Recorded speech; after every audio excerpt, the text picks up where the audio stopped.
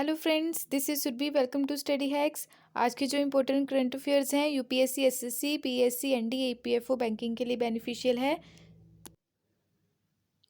आइए सबसे पहले आज का इंपॉर्टेंट डे देख लेते हैं। नेशनल पंचायती राज डे 24 अप्रैल को एवरी ईयर सेलिब्रेट किया जाता है। इसको नेशनल पंचायती राज दिवस के नाम से भी सेलिब्रेट किया जाता है। फर्स्ट टाइम जब इसको सेलिब्रेट किया गया 2010 में किया गया।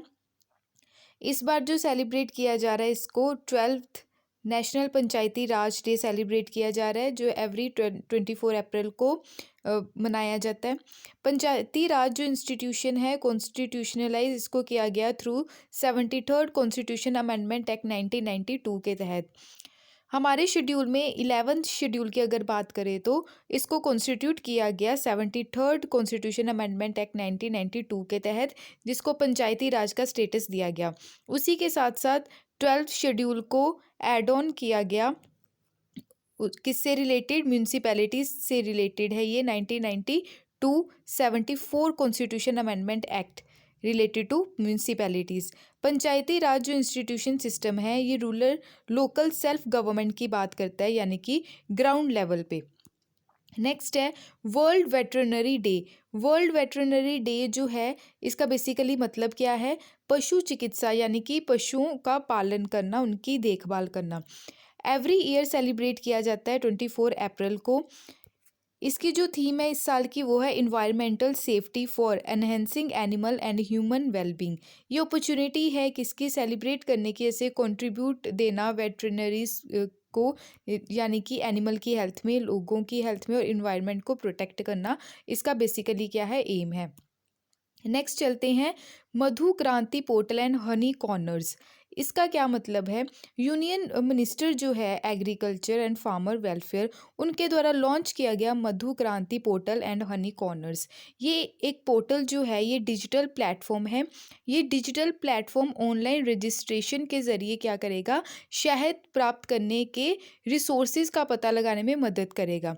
ये डिजिटल प्लेटफॉर्म जो है जैसे मधुमक्खियों के व्यापार का पता लगाने में भी इसमें मदद मिलेगी। इसमें जो इंडियन बैंक है इस डिजिटल प्लेटफॉर्म का एक तकनीकी और बैंकिंग पार्टनर है।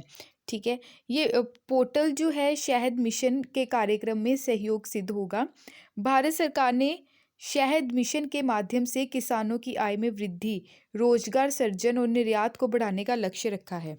ठीक है, इनिशिएटिव जो है ये किसका है? नेशनल बी बोर्ड का। मिनिस्ट्री इसमें इन्वॉल्व है, ministry of agriculture and farmer welfare, जो आती है national B keeping and honey mission के अंडर।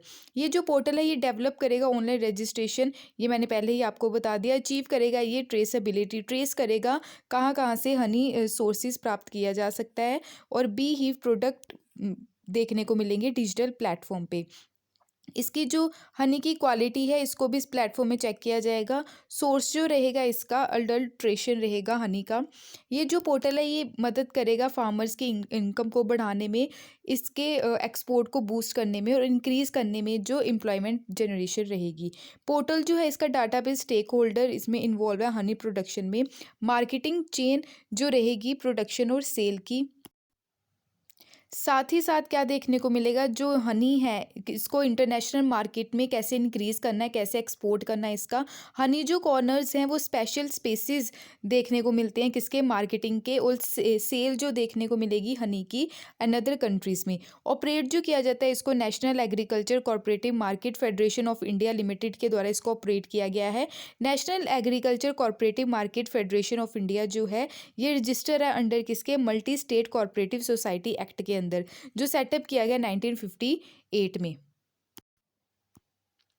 नेक्स्ट है national bee board. National bee board जो है वो स्मॉल फार्मर्स जो एग्री बिजनेस कंसोर्टियम जो है जो रजिस्ट्रेट किया गया नेशनल बी बोर्ड के अंदर। सोसाइटी जो है ये अंडर किसके रहेगी? सोसाइटी रजिस्ट्रेशन एक्ट 1860 के अंडर।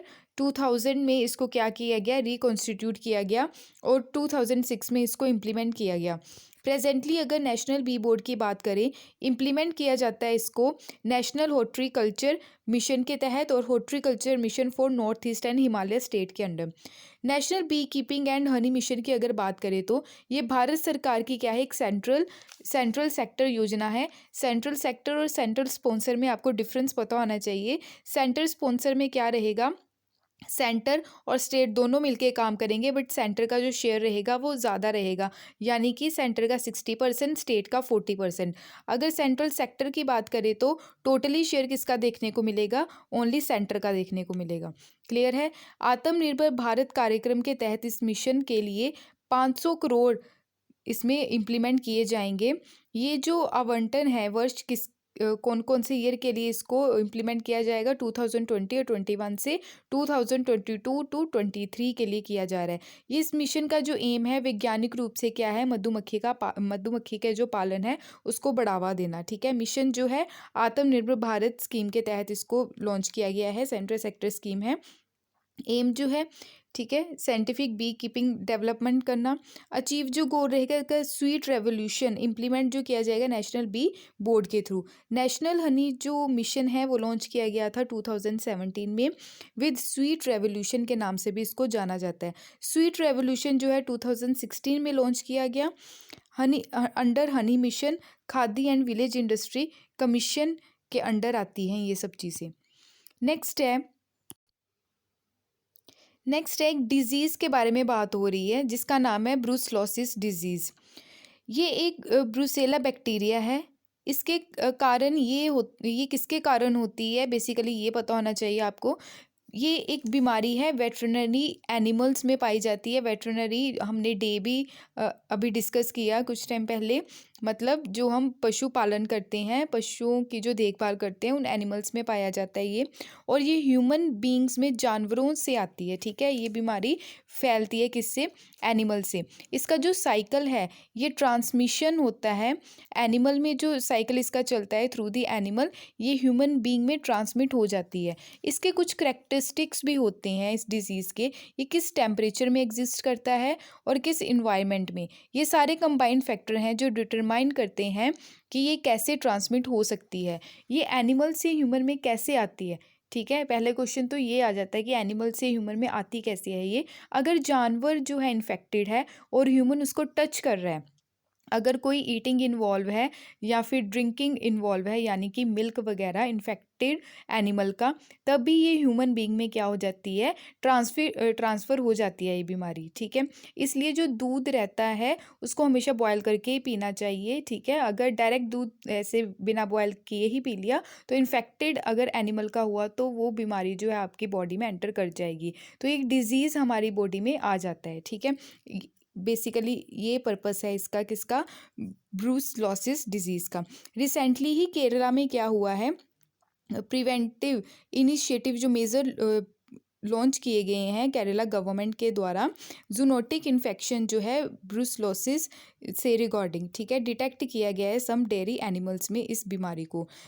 ऐसा ही आपको सितंबर 2020 में ब्रुसेला ऑब्रटस पर वैक्सीन देखने को मिली, जो डेवलप की गई थी Indian council of agriculture research, Indian veterinary research institute के द्वारा for brucellosis prevention in the dairy sector के लिए। ये बैक्टीरियल डिजीज़ है, इसका कारण क्या है, ब्रुसेला स्पीसीज़। अलग अलग स्पीसीज़ रहती है, यानी कि इन्फेक्टेड कैटल, स्वाइन, गोट, शीप और ब्रुसलोसिस जो है एंडेमिक है इंडिया में। ये ह्यूज तरीके से इकोनॉमी को लॉस करने का काम करता है, यानी कि डेयरी सेक्टर में काफ़ी इम्पैक्ट देखने को मिलता है। Due to infertility, abortion, birth of weak of offspring, reduce करता है प्रोडक्टिविटी। ब्रुसलोसिस जो है ये इन्फेक्ट पाया गया है, सबसे ज़्यादा पीपल इससे इन्फेक्ट पाए गए, 3000 पीपल चाइना में। ह्यूमन जो है जनरली एक्वायर हुए इस डिजीज़ के थ्रू, यानी कि डायरेक्ट कॉन्टैक्ट देखने को मिला इन्फेक्टेड एनिमल्स का। Eating, drinking contaminated animal products जो हैं, अनपॉस्चराइज मिल्क, यानी कि जैसे इन्फेक्टेड मिल्क जो रहता है उससे, इनहेल इस बीमारी का ये भी पर्पस रहता है, अगर हम सांस लेते हैं तब भी ये एयरबोर्न के थ्रू हमारी बॉडी में एंटर कर जाते हैं। यूजली अगर ट्रीट किया जाता है इसको एंटीबायोटिक से हम इसको प्रिवेंट कर सकते हैं, इंक्लूडिंग रिफैम्पिन डाइऑक्सलाइन। अवॉइड कर सकते हैं हम अनपोस्चराइज्ड डेयरी प्रोडक्ट को। अदर प्रिवेंटिव मेजर जो है इसमें इंक्लूडिंग है cooking meat properly, vaccinating domestic animal, यानी कि वैक्सीनेट इंजेक्शन जो रहते हैं डोमेस्टिक एनिमल्स को टाइम टू टाइम लगवाएं। यही इसका क्या है, प्रिवेंटिव मेजर्स हैं। अगर केरला की बात करें तो ये केरला यहाँ पे सिचुएटेड है, इसको तमिलनाडु, कर्नाटका, लक्षद्वीप जो सी है इसको टच करता है। यहाँ पे आप जूम आउट करके देख सकते हैं, जूम इन भी आपको यहाँ पे देखने को मिलेगा। नेक्स्ट है डिजास्टर मैनेजमेंट एक्ट 2005, यानी कि DM act. Recently he ministry of home affair के द्वारा इन्वोक किया गया है डिजास्टर मैनेजमेंट एक्ट 2005 और ऑर्डर दिया गया है free interstate movement oxygen carry कर सकते हैं व्हीकल्स। डिजास्टर मैनेजमेंट एक्ट 2005 की अगर बात करें, ये एक्ट पहले नहीं था। इस एक्ट से पहले क्या सिचुएशन थी, ये भी आपके माइंड में क्वेश्चन होगा। कोई आंधी आ गई, तूफान आ गया, जैसे बाढ़ आ गई, डैम टूट गया, ठीक है, ये क्या है, डिजास्टर है, सुनामी आ गई। इससे रिलेटेड हमारे पास कोई तैयारी नहीं होती थी इस एक्ट से पहले। टाइम रहते हुए गवर्नमेंट ने कुछ चेंजेस किए। इस एक्ट के 3 ऑब्जेक्टिव लेके आए, जैसे प्लान करना, कोऑर्डिनेट करना, इम्प्लीमेंट करना और मेजर को, कि कैसे हम इसको इम्प्लीमेंट कर सकते हैं अगर डिज़ास्टर आ जाए तो पहले ही प्रिवेंट कर लें उसको, ठीक है। अगर कोई डिज़ास्टर आ जाए मिनिमाइज़ किया जा सके उसको, और कम किया जा सके, और इसके जो स्टेजेस होंगी वो रेस्क्यू और रिलीफ तक होगी, ठीक है। अर्लियर स्टार्टिंग में क्या हुआ, जो मार्च 2020 में वेरियस गवर्नमेंट अथॉरिटीज़ हैं उनको इन्वोक किया गया, उनको respective power under DM act deal जो करेगी नोवल कोरोना वायरस जो आउटब्रेक हुआ है कंट्री में। जो डिज़ास्टर मैनेजमेंट एक्ट है वो गवर्नमेंट के द्वारा 2005 में पास किया गया। एफिशिएंट मैनेजमेंट डिज़ास्टर देखने को मिला, अदर मैटर्स इसमें कनेक्टेड थे, या इसको फोर्स में लाया गया 2006 में। पास इसको 2005 में किया गया, इम्प्लीमेंट कब हुआ, 2006 में हुआ। ये मैनेज करता है डिज़ास्टर जैसे रहते हैं, इंक्लूडिंग पहले स्ट्रेटजी को क्या करना, हमने प्रिपेयर कर लेना है, कैपेसिटी बिल्डिंग देख लेनी है। एक्ट जो है डेजिग्नेट किया गया ये मिनिस्ट्री ऑफ होम अफेयर के द्वारा, ये एक नोडल मिनिस्ट्री है इस एक्ट की। सिस्टमेटिक स्ट्रक्चर जो रहेगा इंस्टीट्यूशन का, ये रहता है स्टेट लेवल पे, नेशनल लेवल पे और डिस्ट्रिक्ट लेवल पे। इन्हीं सब फैक्टर्स को ध्यान में रखते हुए, इस ऑब्जेक्ट को ध्यान में रखते हुए इस एक्ट में कुछ अथॉरिटीज़ का भी निर्माण किया गया, ताकि वो इसके ऑब्जेक्ट को डिसाइड कर सके और डिसीजन ले सके इसके रिगार्डिंग, ठीक है। नेक्स्ट है रेखा मेनन। रेखा मेनन जो है इनको अपॉइंट किया गया एज अ चेयरपर्सन किसका, नेस्कॉम का, यानी कि national association of software and services company. ये फर्स्ट वुमेन बनी है जिन्होंने टॉप रोल प्ले किया इन सॉफ्टवेयर लॉबी ग्रुप में 30 इयर्स की हिस्ट्री में। इन्होंने सक्सीड किया यूबी प्रवीण राव को, जो चीफ ऑपरेटिंग ऑफिसर हैं इन्फोसिस के, एज नेस्कॉम्स के चेयरमैन भी। नेस्कॉम की अगर बात करें, इसकी फुल फॉर्म तो आपको पहले ही बता चुकी हूँ, वो है national association of software and services company. ये इंडियन की नॉन गवर्नमेंटल ट्रेड एसोसिएशन है। फाउंड इसको किया गया 1 मार्च 1988 में। हेडक्वार्टर इसके कहाँ है, न्यू दिल्ली। फाउंडर इसके दिवांग मेहता नंदन नीलकनी इसके फाउंडर रहे हैं। नेक्स्ट है वेटरन एक्टर किशोर नंदलस्कर पासीजवे। ये जो पर्सनैलिटी है, काफ़ी इन्होंने अच्छा रोल अदा किया अलग अलग मूवीज़ में, जैसे संजय दत्त की मूवी है वास्तव में, खाकी में, ठीक है, सिंघम मूवी में भी इन्होंने काफ़ी अच्छा रोल अदा किया है। ये जो पॉपुलर फेस देखने को मिला, ये मराठी और हिंदी फिल्म दोनों में इन्होंने काम किया। हाल ही में इनकी डेथ हुई ड्यू टू कोविड-19 कॉम्प्लिकेशन के कारण। हिंदी फिल्म की अगर बात करें, नंद लस्कर जो हैं इन्होंने काफ़ी अच्छा रोल किया। खाकी मूवी जो 2004 में आई, वास्तव मूवी में दी रियलिटी, सिंघम मूवी, जिस देश में गंगा रहता है जो गोविंदा जी की मूवी है, ठीक है, सिम्बा मूवी में मैनी रोल इन्होंने अदा किए। लास्ट सीन इनका जो था महेश मंझेजकर वेब सीरीज़ 1962 जो है the war in the hills में देखने को मिला, इनका लास्ट सीन जो था। ये थे आज के important current affairs. I hope आपके डाउट्स क्लियर हुए होंगे। इससे रिगार्डिंग कोई भी डाउट्स क्वेरीज हैं प्लीज़ कमेंट बॉक्स में शेयर कीजिएगा। पीडीएफ के लिए आप टेलीग्राम को ज्वाइन कर सकते हैं, लिंक आपको डिस्क्रिप्शन बॉक्स में मिल जाएगा। Thank you for watching. जय हिंद।